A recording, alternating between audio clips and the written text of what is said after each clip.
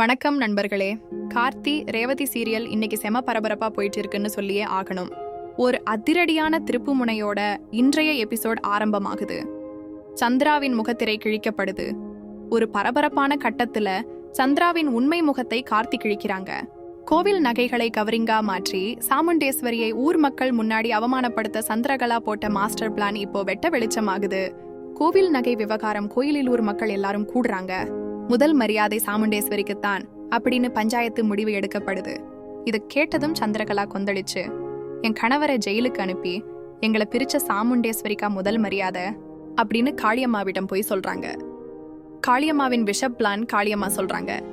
இதை நமக்கு சாதகமா மாற்றலாம். கோவில் தங்க நகைகளை எடுத்து அதே மாதிரி கவரிங் நகை செய்து மாற்றி வச்சிடலாம். அந்த நேரம் ஊர் மக்கள் சிவனாண்டி வாழ் முத்துவேல் எல்லாரும் முன்னாடி சாமுண்டேஸ்வரி தான் கவரிங் நகை சாமிக்கு சாத்தினா அப்படின்னு பழி போடணும்.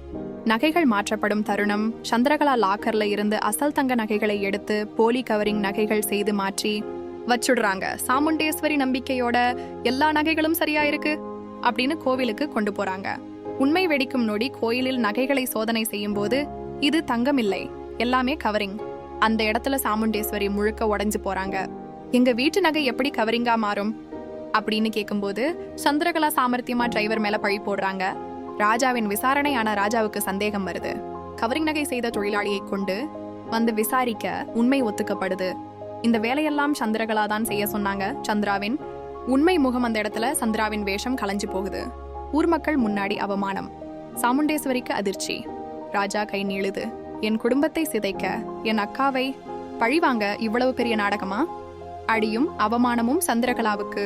ராஜாவிடமிருந்து அடி, சாமுண்டேஸ்வரியிடமிருந்து கடும் கண்டனம்.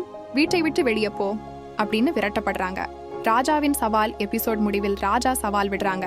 முத்துவேல் தான் அம்மா சாவுக்கு காரணம் என்ற உண்மை வெளிச்சம் வரும். 2 குடும்பமும் மீண்டும் ஒன்று சேரும்.